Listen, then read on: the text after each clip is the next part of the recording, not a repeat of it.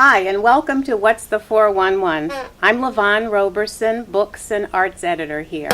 And I'm going to be talking this evening to Mr. Carl Clay, who's executive producer and founder of the Black Spectrum Theater Company, based in Queens. Welcome, Mr. Clay. Thank you. Pleasure to have you here. Thank you for having us, really. Absolutely.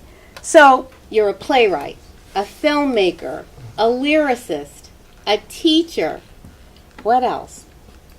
How about, as we talk this evening, arts activist?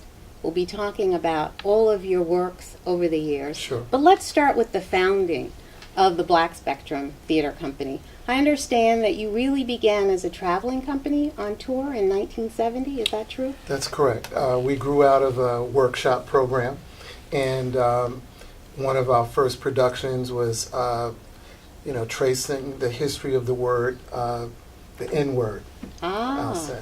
And we traced it back to the 1700s and, took it forward. And it was a pretty advanced work for a group of young people who came together. That following year, we did a play called Black Love, and that officially started the Black Spectrum Theater.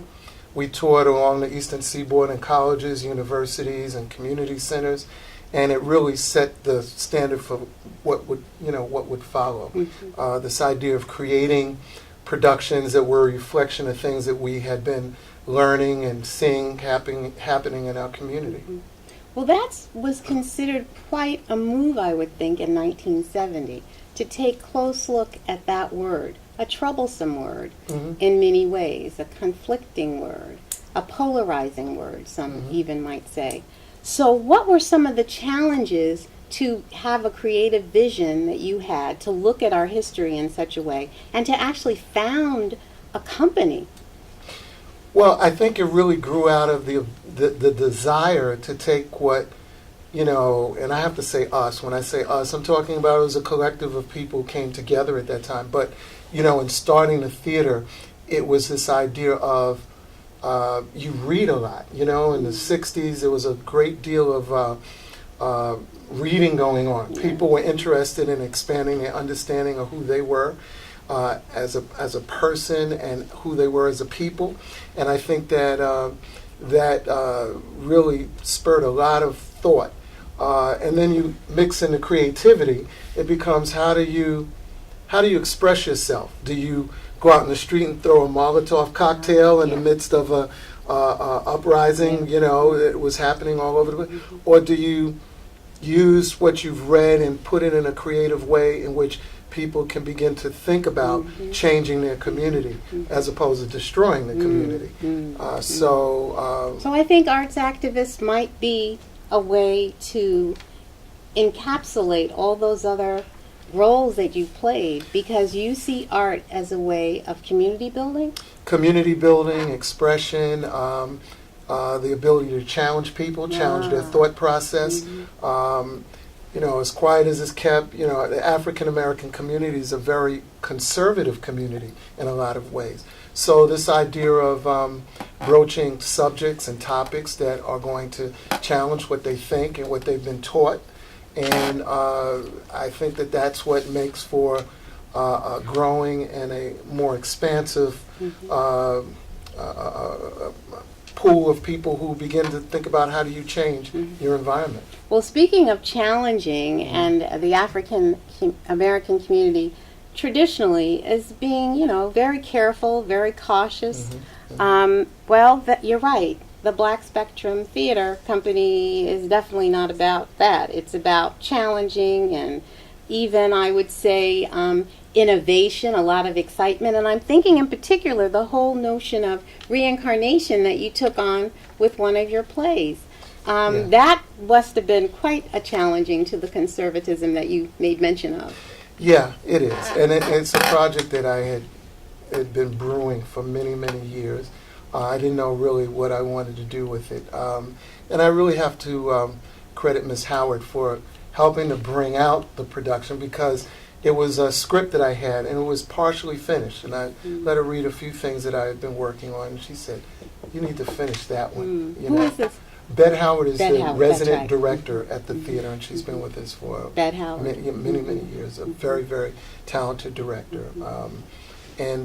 So it inspired me to finish it. And so it is. It kind of kicks up a lot of dust on people's thought process about how we live and how life is a continuum and how we are all, in fact, timeless. Exactly. I thought it particularly apropos now because of what just premiered last night. Yeah. And the title of the work that you wrote, Right. Mr. Clay, is Timeless, the Mystery of the Dark Water, Right. and about reincarnation, life continuing.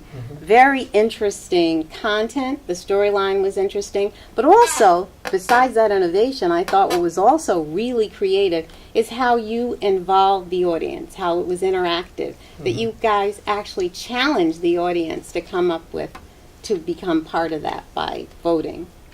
Yeah. Talk a little bit about that? Yeah. A lot of innovation here. Well, it was the whole idea of who was the, for want of a better title, who was the culprit, who was the bad guy in this, the protagonist. So at intermission, just as we broke for intermission, we handed out ballots to see if people could figure out who who the murderer was That's right, in this. yeah. And so it was really a mystery. And so what was interesting is that nobody really guessed who this person was, which was, really satisfying. We had a lot of fun doing that. Yeah, We had I a lot of bet. fun. And I'm just loving that that the title is Timeless, and it was way before the one we know now. That's just coming on a network talk, a network show. So I just wonder, you began with Melvin Van Peebles as a little role there. Yeah, I came out of a program called the Third World Cinema. It was started by Ossie Davis, Cliff Frazier. Oh, wow. And so it was after the movie Claudine Oh, I that love they that movie. decided to create this environment in which they could begin to train filmmakers and people who were going into media. And so when the program was finished, they didn't know where to really place me because I was into theater and I was into film.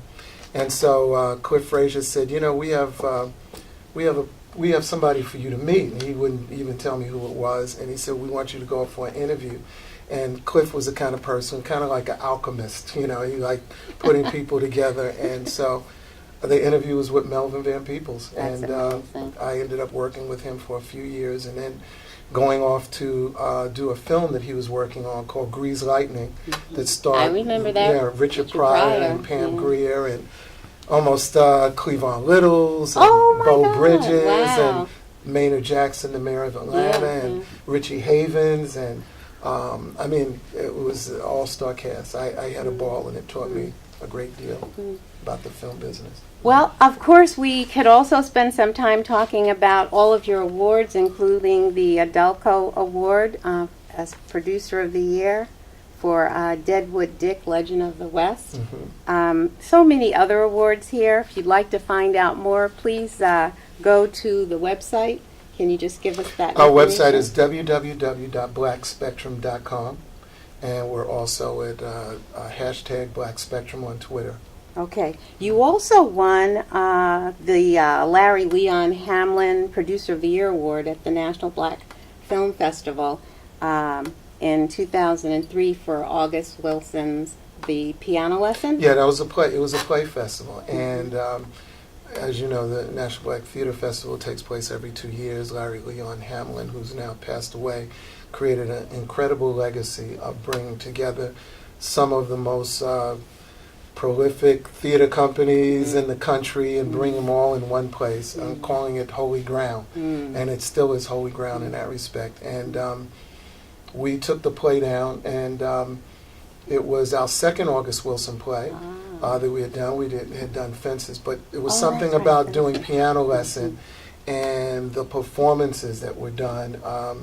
And we're just happy to have back one of the real spark plugs of that production, Doug Wade, who was one of the key actors in that play, and he comes back now with this Two Trains Running that we're about to put on. But we won that award.